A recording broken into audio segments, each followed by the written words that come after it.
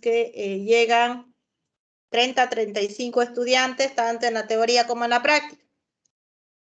El tema que hoy día nos corresponde es semiología del aparato digestivo, ¿ya? En esta parte, lo que hacemos es empezar desde la boca hasta la parte del el recto y la parte anal que nos correspondería el aparato digestivo, hablando anatómicamente, que más o menos estamos hablando de intestino grueso, intestino delgado y todo su trayecto de unos 6 a 7 metros, ¿verdad?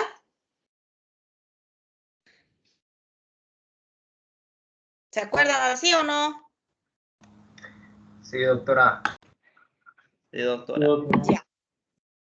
Van a volver a repasar, ya saben que tienen un trabajo para la próxima práctica también. Entonces, en semiología del aparato digestivo, lo que se toma en cuenta es el interrogatorio, tiene mucha importancia, más del 50% de nuestro paciente.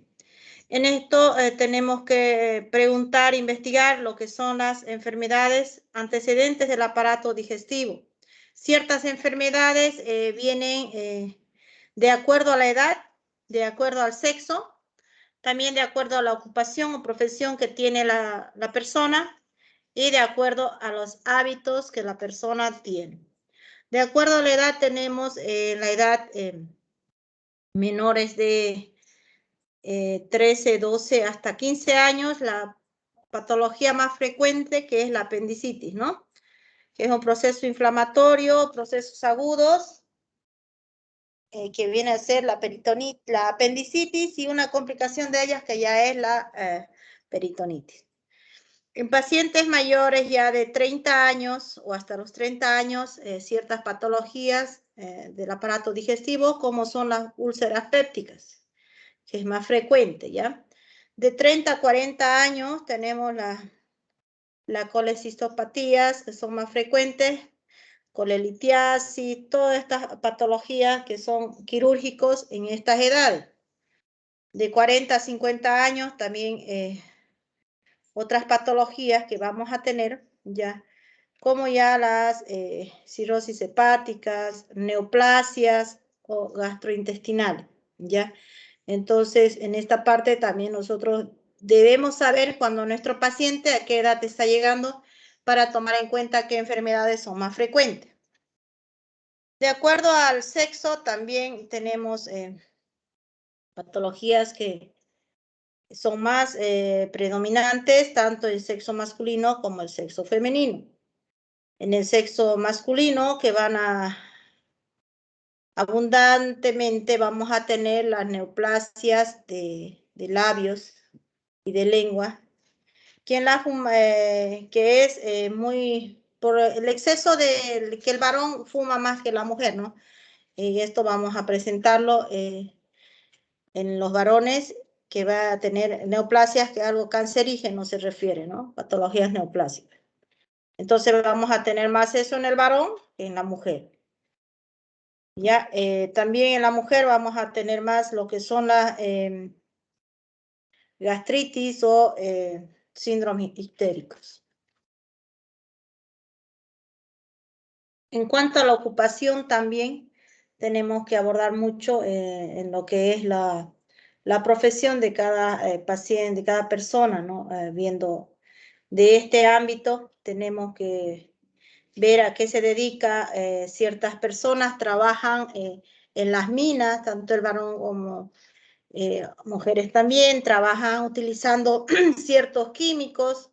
También nosotros debemos preguntarnos si ellos nos habla de un minero, ya sabemos que allá van a estar utilizando plomo, oro, todas estas cosas que tenemos que ver ahí, ¿no? Cómo van a presentar ciertos cólicos estas personas. Ya, en los hábitos también tenemos los hábitos que presentan algunas alteraciones digestivas y crónicas en los pacientes.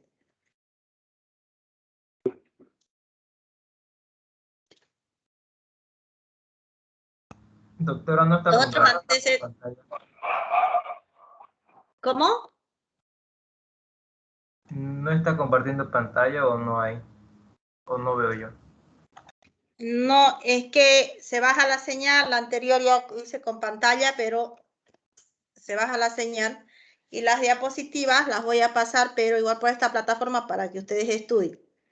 Ya hasta el día viernes les voy a pasar de los dos temas. Los antecedentes patológicos que tenemos que investigar igual a nuestros pacientes en la anamnesis, en las preguntas y el interrogatorio que tenemos, y los antecedentes familiares y las enfermedades actuales que correspondería ya abordar en estos pacientes. En los antecedentes patológicos tenemos ciertas enfermedades, ¿ya? Que vienen los pacientes, pueden ser enfermedades digestivas, como presentar úlceras gástricas o alguna otra patología que ya ellos tienen, como ser, pueden saber que ya tienen ellos colelitiasis o piedras en la vesícula, ¿no ves? Entonces esos antecedentes nosotros tenemos que preguntar, investigar. En los familiares también hay ciertas predisposición, que si el papá tiene úlcera gástrica, también los familiares tienen, ¿no? O si la mayoría de los familiares han cursado con problemas de cálculos biliares, también ellos van a tenerlo. Entonces, eso también tenemos que registrarlo. En la enfermedad actual, también nosotros tenemos que preguntar cómo comenzaron los síntomas, el tiempo, la duración, la evolución de esta enfermedad para registrar en nuestra historia clínica, ¿ya? Entonces, el Doctora, cuándo, cómo los comenzó. antecedentes familiares también. Los antecedentes familiares, sí. Puede ser que la familia sufren de gastritis, entonces nosotros tenemos que pensar también en eso. Según la literatura, no hay un porcentaje que dice. Y si la familia tiene predisposición a tener piedras vesiculares, como son las coledocolitiasis o la litiasis vesiculares, entonces predisponen también en tener, ya sea el hijo, el sobrino, la mamá, el papá, así también van a tener los herederos, ¿no? A eso se refieren los antecedentes familiares. En la enfermedad actual, entonces nosotros preguntamos cuándo comenzó, cómo comenzó, cuáles son los síntomas que tienen y los signos que tiene el paciente, también para registrar, ¿no?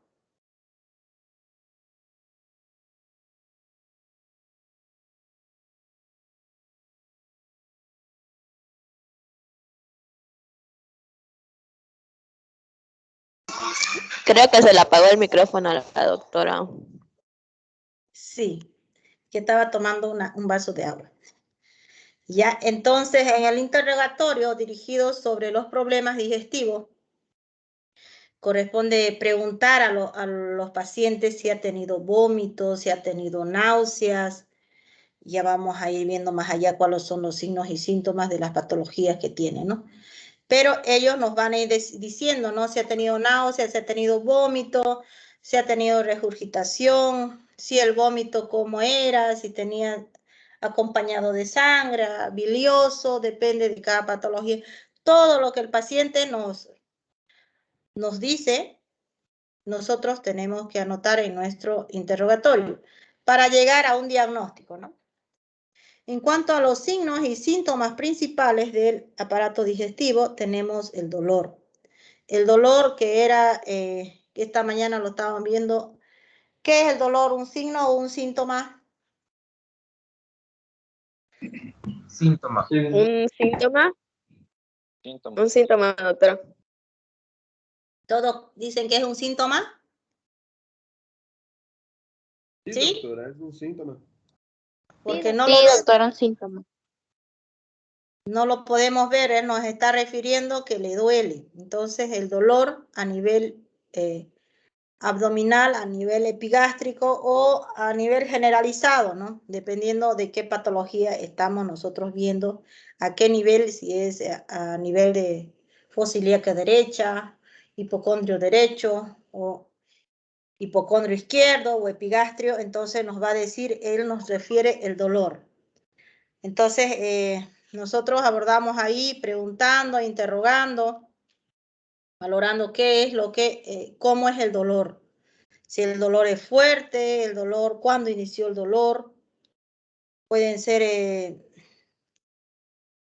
que existen también diferentes clases de dolor. Ya en esta clasificación tenemos al dolor visceral, dolor viscerosomático, el dolor referido o por reflejo, ¿ya? El dolor visceral, que es un dolor que se origina sobre las terminaciones nerviosas sensitivas de las vísceras. Entonces, este dolor es sordo, urente, quiere decir que es un dolor fuerte, ¿ya? Y el paciente nos lo va a decir. ¿Alguna vez les ha dado algún dolor abdominal a ustedes? Un cólico abdominal por haber comido una comida o alguien que ha sido operado de piedras en la vesícula. ¿Alguien sufrió algún dolor abdominal? Por gastritis, doctora. Un dolor a veces que ni te deja respirar. Y con un calmante en vena o una tableta puede que te pase, pero muchos lo han venido sufriendo el dolor. Entonces este dolor es el dolor visceral, que es fuerte, bien doloroso, que hasta le puede quitar la respiración, ¿ya? El otro dolor viscerosomático dice que también es un dolor agudo, bien localizado.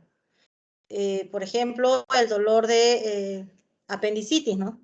Este es un dolor que después de iniciar en epigastrio va a irradiarse a nivel umbilical, luego migra en fosa ilíaca derecha. Y este dolor de ahí no se va a mover. Entonces, cuando uno hace la palpación bimanual o manual, él siente ese dolor en ese lugar localizado, ¿ya? Entonces ese es el dolor viscerosomático o somático, un dolor agudo, pero bien localizado, en qué lugar se va a ahí estar presente, ¿ya? El otro dolor, el dolor por reflejo, este dolor menciona que es la inflamación del peritoneo visceral o del mesentérico. Entonces, mesenterio, que es a nivel generalizado, ¿ya? Esta es la otra clase de dolor que va a estar intocable, no todo el abdomen, pero no muy fuerte, ¿ya? Ya la otra es, aparte del dolor, vamos a tener en los signos y síntomas que va a ser la halitosis, que es la causa del aliento fétido o fecaloide. Entonces, ¿ustedes cómo lo ven que será un signo o un síntoma? Síntoma. ¿Y ahí qué sentido vamos a utilizar? Olfato. Recuerdan que los 5 sentidos nosotros vamos a utilizar en lo que es la inspección del paciente, ¿no ve? En esto de la halitosis vamos a utilizar el sentido del olfato porque lo vamos a estar sintiendo, ¿no? La halitosis dice que es la causa del mal aliento o puede presentar un aliento fétido o que viene proveniente de partes, algún cáncer de la nariz, faringe o cuando hay inflamación en las encías o tiene, como vulgarmente decimos, tiene pus, ¿no ve? Entonces va a tener un mal aliento también la persona y ahí vamos a sentirlo, vamos a olerlo, en otras palabras nosotros, ¿no ve? Entonces esa es la halitosis, ¿ya? Que también dan en muchas enfermedades, como ser hay enfermedades crónicas del colon, que también pueden presentar mal aliento, o enfermedades obstructivas del esófago, del estómago, que también pueden proporcionar el mal aliento. Y luego otros signos y síntomas, me dicen ustedes que hay otro que es las náuseas y los vómitos. Las náuseas, ¿en qué estuviéramos hablando? ¿Es un signo o síntoma? Síntoma. Y el vómito un signo. Síntoma, doctora.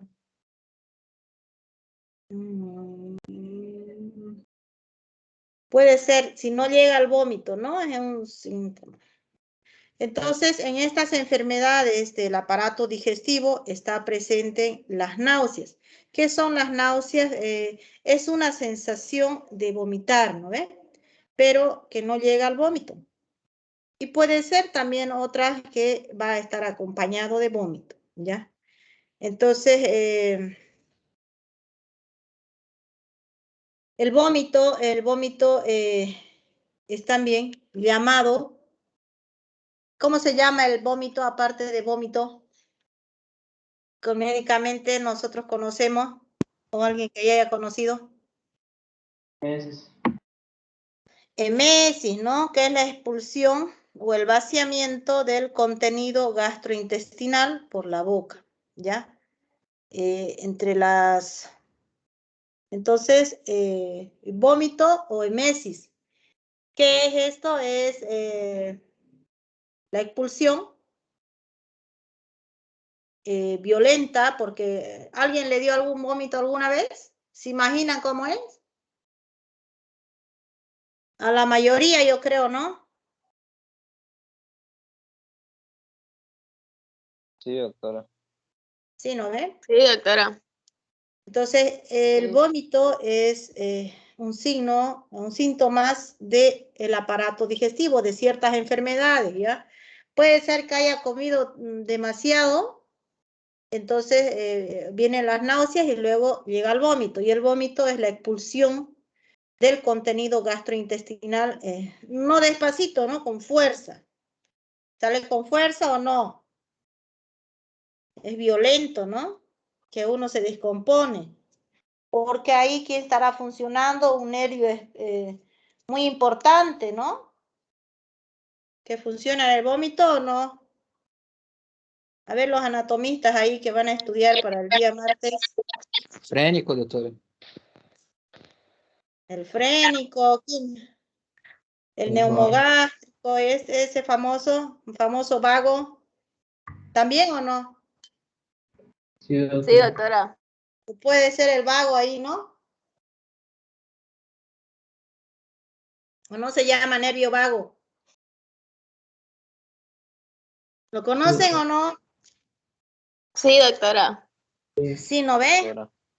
Entonces va a haber unas terminaciones nerviosas porque en medicina todo tiene su porqué, ¿no ven? Y todos actúan conjuntamente.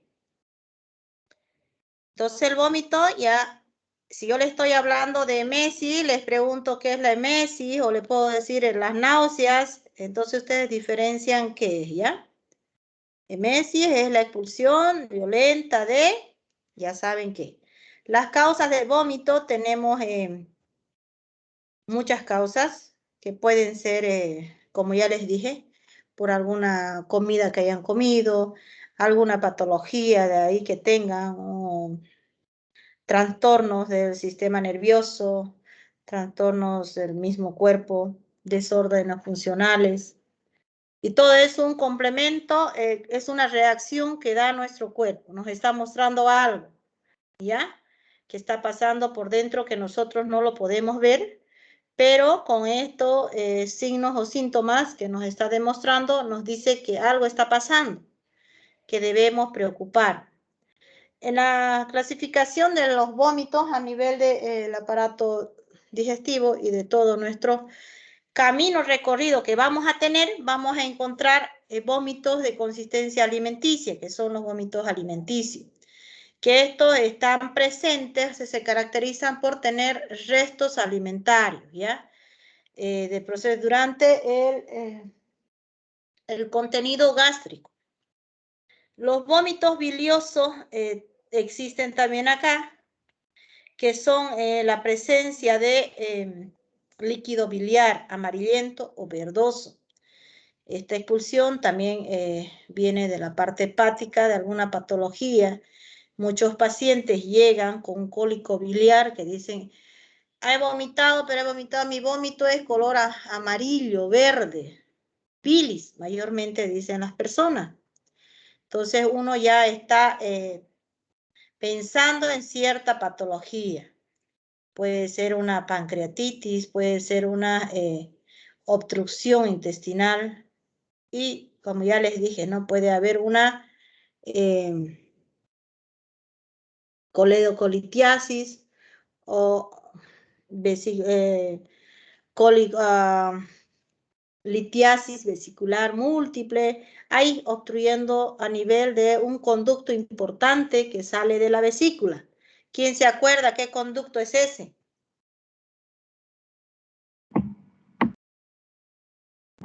Sí, A ver, ¿quién se acuerda de la vesícula? ¿No es el coleco? el conducto sí, doctor.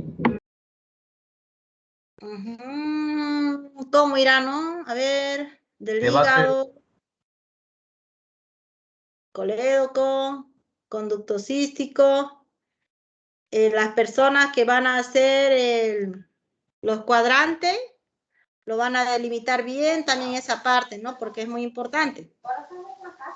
Entonces, ¿ah? Leiriani, ¿qué dice?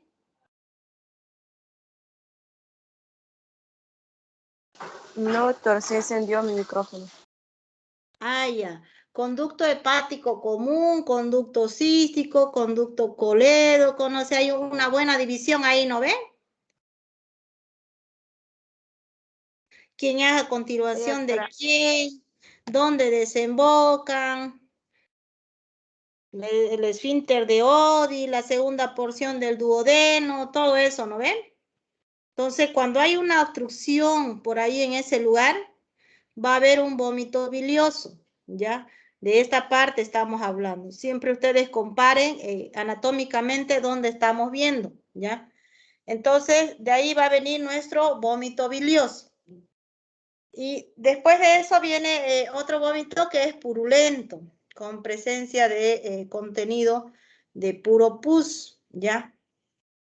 Esto nos orienta que estamos frente a una patología gastritis supurativa, abscesos gástricos o un absceso hepático, flemón ya algo más, más fuerte, más enfermedades más invasivas, ¿ya?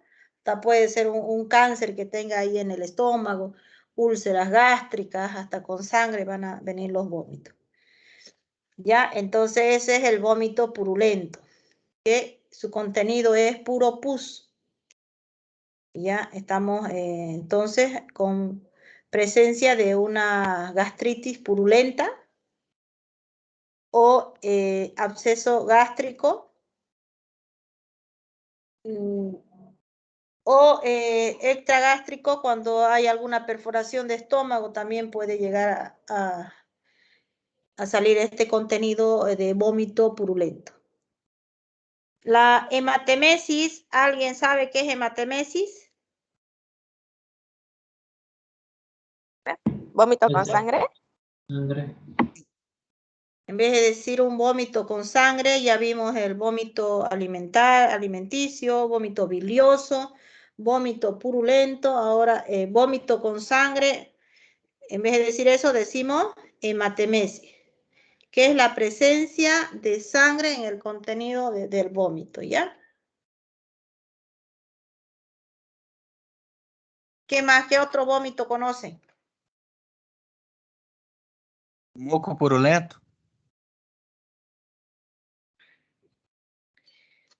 Mucoso, mucopurulento, ¿no? Este vómito va a contener también la expulsión de moco. El purulento era de pus, ¿no ves? El vómito mucoso va a ser un contenido de moco. ¿Esto dónde se puede observar? Hablando, dice la literatura de la patología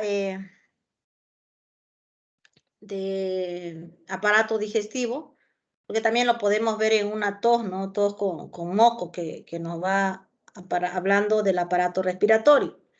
Pero en acá vamos a tener este contenido de una gastritis crónica. En una gastritis crónica, yo siempre digo a mis pacientes que imagínense en el estómago, pero que adentro esté las úlceras gástricas como una... ¿Alguien conoce una caracha, una herida en la piel? Sí, ¿Alguna doctora. vez vieron, ¿no ve? Entonces, esa misma imagen, yo les digo a los pacientes, así es como están adentro. Y este contenido nos va a salir de ahí adentro, ¿ya? Dice que es la expulsión de moco, pero esto viene a nivel del estómago, de una úlcera crónica que presenta a nivel de estómago. ¿Qué forma tiene el estómago?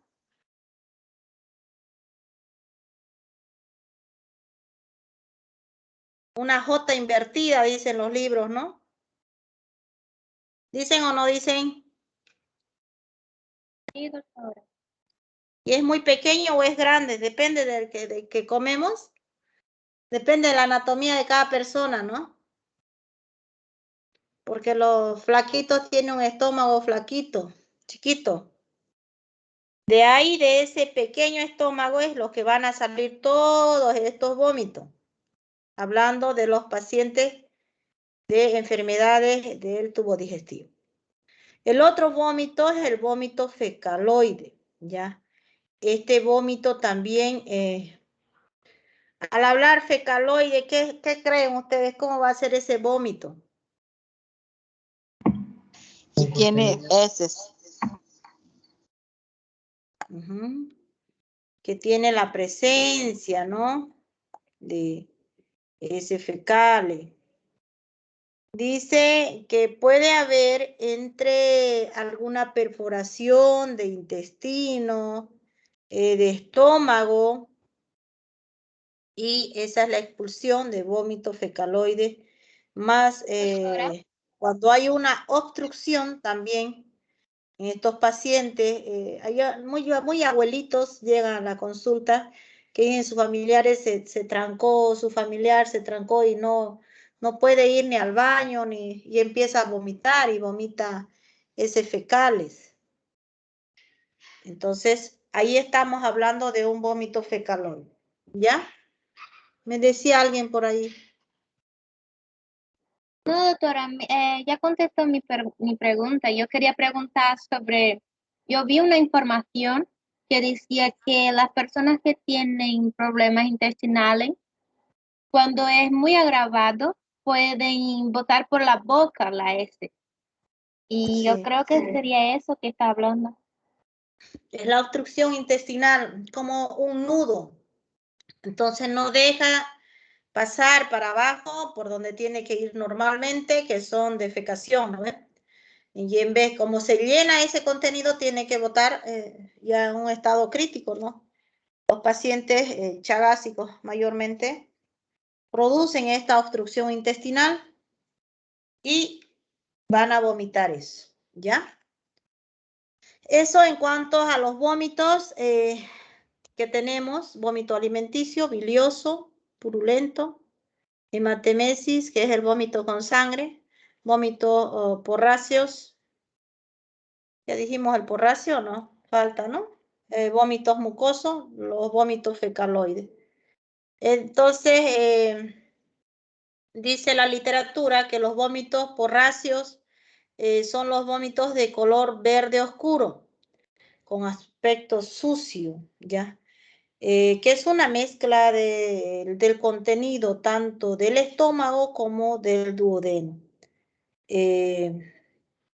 Algunas patologías obstructivas de las asas intestinales altas. Entonces, como que colon ascendente, colon intestino delgado, las partes de ahí van a venir este vómito.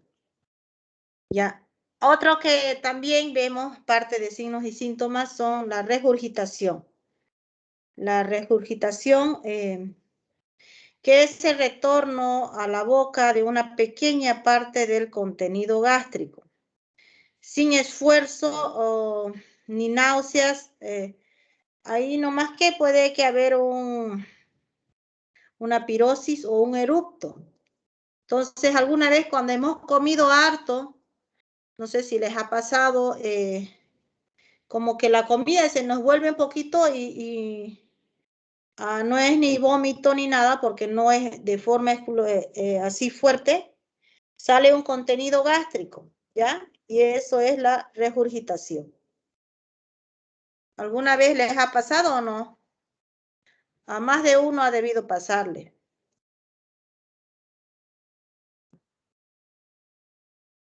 Sí, doctora. Puede ser, ¿no? La mayoría nada, ¿no? No les ha pasado nada. Parece que a 2 o 3 nomás de la clase. Pero a medida que se van a ir dando cuenta cuando les llegue una regurgitación por ahí que se han ido a beber una cerveza y han comido mucho chicharrón de Cochabamba, entonces van a tener esta regurgitación. ¿Ya?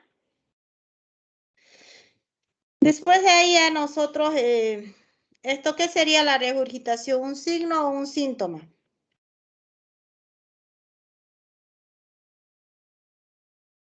Síntoma. Es un signo. Lo estamos viendo, no con mucho esfuerzo, pero lo vamos a ver, dice. Va a haber un pequeño contenido gástrico a nivel de la boca. Con otras palabras, lo vamos a escupir, pues, ¿no? No lo vamos a volver a comer eso. ¿O sí? No, ¿ve? Va a llegar ahí a nuestra boca y lo vamos a expulsar, lo vamos a botar, pero no violentamente. Entonces, ¿qué es? Lo estamos viendo. ¿Qué era? ¿Signo o síntoma? Síntoma. Signo, doctora. Signo.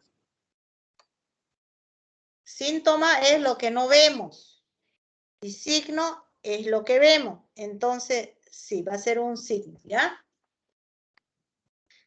Entonces, ¿qué más? Después otros signos, síntomas que vamos a tener, que es la diarrea. Las deposiciones líquidas en varias oportunidades. También vamos a presentar en el sistema digestivo. Y este también va a ser un signo o síntoma. Es un signo, doctora. Es un signo porque lo estamos viendo, ¿no?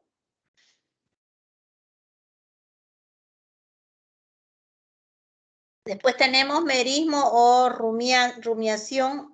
Dice también que es una regurgitación que no muy frecuente, pero que el enfermo lo siente. Que tienden a tener un mal hábito las personas, ¿ya? Que son como unas náuseas con gran esfuerzo o que andan escupiendo los pacientes o sienten esa rumiación como un ruido, ¿ya? La pirosis también es otro antecedente, otro signo o síntoma que vamos a ver en nuestro paciente, que él nos va a referir que tiene una sensación de ardor o retroesternal, que dice que siente algo ácido, o algunos lo llaman también vinagrera, que dice, ¿no? Que es un contenido del estómago, pero que va a ser expulsado con esta característica. ¿Ya? Y el estreñimiento, que el estreñimiento es la ausencia de posiciones. Puede ser En ciertas patologías va de 2 días a 3, 4 días que tienen el esfuerzo, pero que no pueden evacuar. Entonces, esto es un complemento, ya no sería signo o síntoma, sino un síndrome. ¿Ya? Porque va a venir acompañado por algunos por una obstrucción, algunos por un fecaloma, algo, pero que ya es un síndrome que algunos entran a quirófano, ¿no? Y a hacer los procedimientos para poder calmar su patología que tiene, ayudar con esto que le ha tocado vivir al paciente. Pacientes chagásicos, de esa misma manera, igual tienen esto que es el estreñimiento por una obstrucción intestinal. Ya después tenemos lo que es la distensión abdominal, que es un contenido también que tiene de flatulencia, después del dolor, con frecuencia se da en los pacientes que tienen cierta patología, como ser un cólico biliar por obstrucción de las vías biliares, un coledocolitiasis, o también en los pacientes que están cursando con una apendicitis o una peritonitis, ¿ya? Luego tenemos los trastornos del apetito, que entre las más sobresalientes tenemos la anorexia, la bulimia, que debemos saberlo, que también nos van a llegar los pacientes. ¿Qué es la bulimia? ¿Qué es la anorexia? ¿Algunos de ustedes saben, han escuchado, han querido practicarlo por ahí? Sí, doctora, son enfermedades psicogástricas, creo que la bulimia hace que la persona enflaqueza mucho, se hace vomitar. ¿Ya? La bulimia. No son como unas enfermedades psiquiátricas casi, ¿no? Lo van a llevar mucho en psiquiatría, tanto es la anorexia como la bulimia. Tiene un procedimiento que la una se ve que está flaca, pero que se ve gorda. ¿Y esa de quién se estará tratando?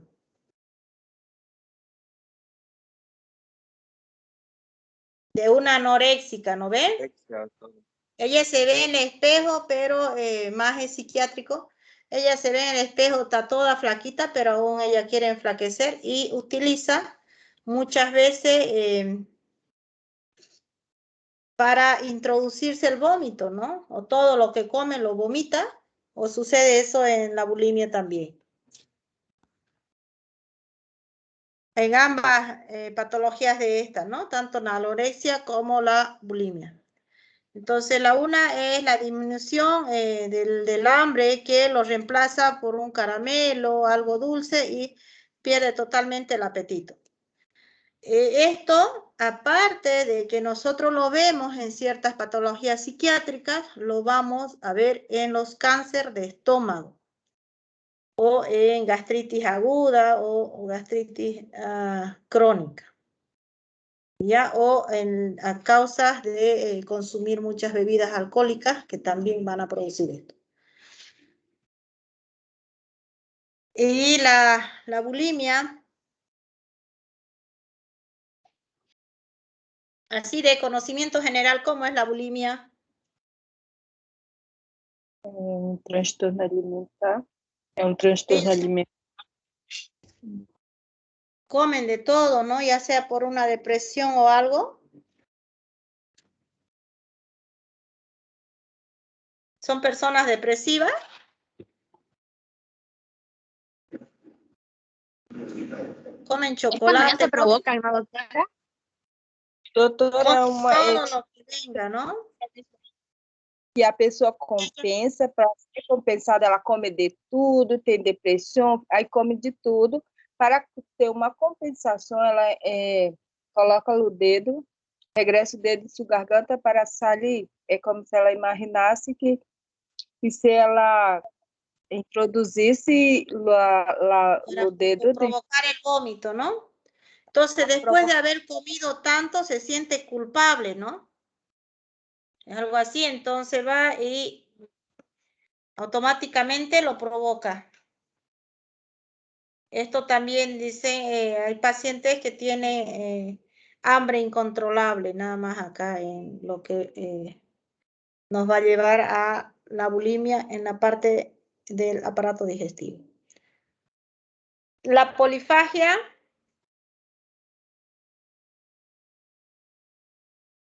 dice en ciertas Mucha hambre. patologías, necesidad de comer mucho. Entonces, una patología, en patologías mentales lo vamos a ver esto, en la obesidad y también en personas diabéticas, ¿ya?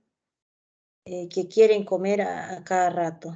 La hiperorexia, que es el aumento de la exageración del apetito. Estos se pueden encontrar en ciertas patologías que son a nivel de estómago. También en las mujeres embarazadas. ¿Ya?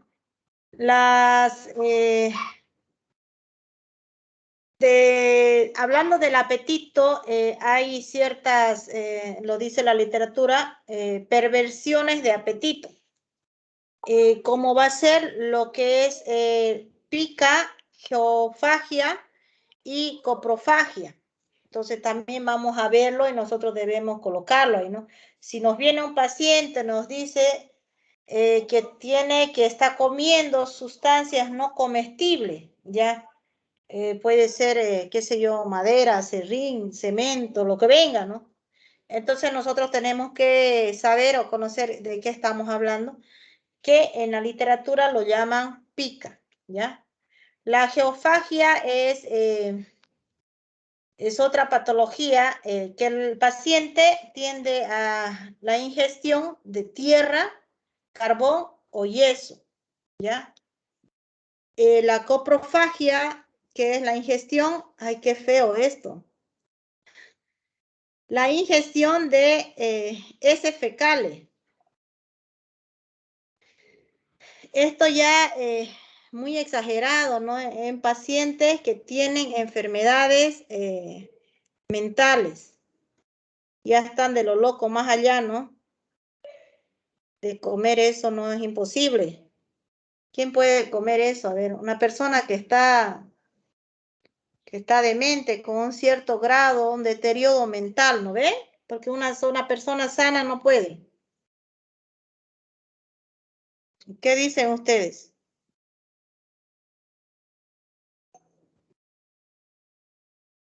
Sí, doctora. ¿No ven? Entonces, las perversiones del apetito tenemos pica, geofagia y coprofagia. Entre los trastornos del apetito también tenemos anorexia, bulimia, polifagia, hiperorexia. ¿Qué más, chicos? Otras modificaciones del hambre y del apetito, tenemos hambre dolorosa, hambre nauseosa, hambre angustiosa. Ya también hay que el paciente puede tener modificaciones de aumento de sed, como la polifagia y la disnomania. La polidipsia, que es el aumento exagerado de sed, y esto vamos a tener en pacientes diabéticos. Diabetes va a ser característico porque nuestro paciente diabético nos va a decir, ahí utilizamos, ya ustedes van a ir en cuarto, ¿cuándo? Para el año ya. Cerquita en enero van a llevar ya medicina interna y ahí van a ver lo que es a un paciente diabético. Paciente diabético utiliza las 4P, que son la pérdida de peso, que son la sensación de ingerir líquido a cada rato. Entonces, en ellos vamos a tener la polidipsia, que es el aumento exagerado de sed que tiene. Ellos tienen sequedad en la garganta. Y al tener sequedad en la garganta, tienden a tomar líquido a cada rato, ¿ya? Entonces, esto se llama polidipsia, ¿ya?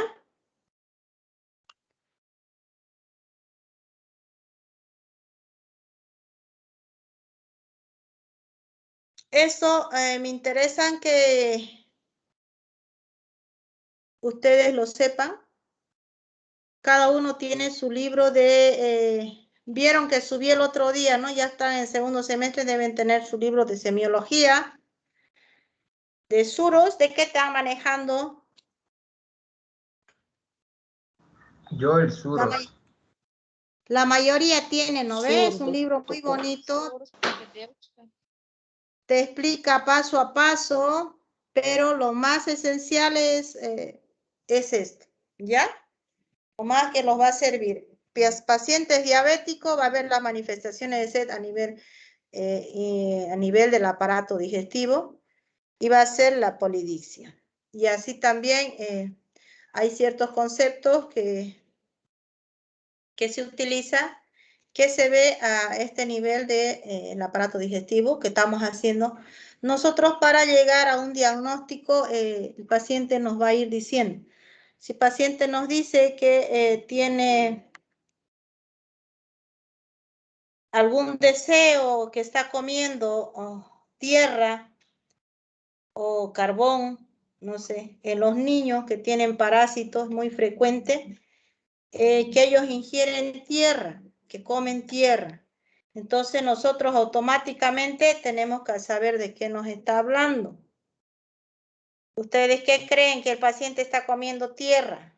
¿A qué vamos a decir? No, el paciente comió tierra, pues. Entonces lo vamos a decir geofagia, ¿ya?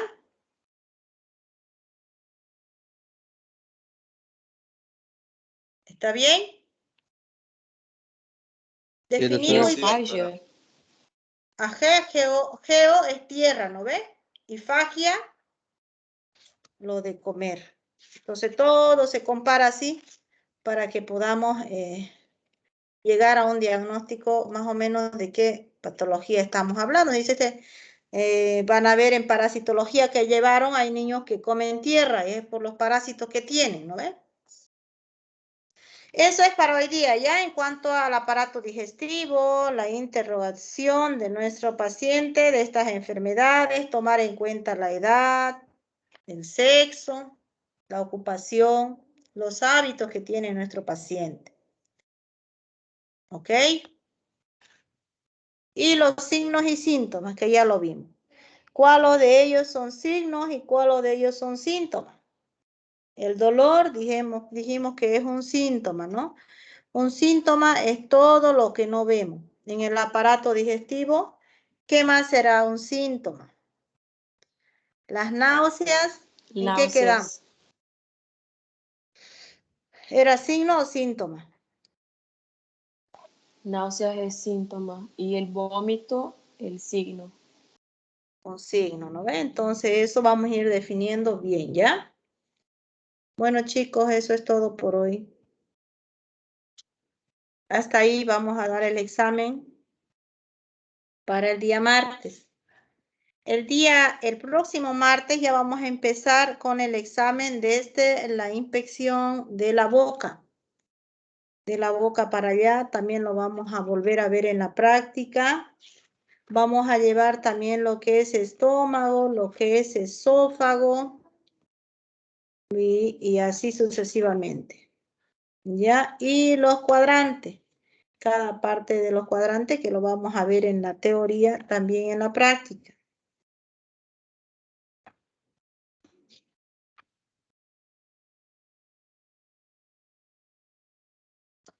Para mañana van a traer sus prácticos, los que no han podido traerlo hoy día, lo traen mañana también, ¿ya?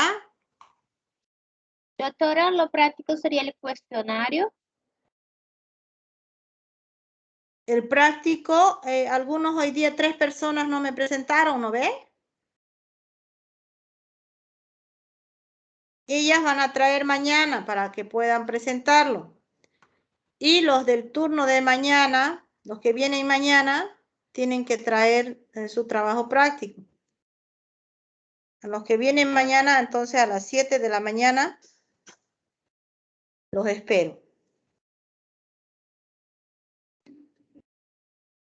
Doutora, eu entrei pouco... Doctora, los que fuimos hoy, pero nos toca mañana, ya no es necesario ir, No, ¿no? ya no. Mañana.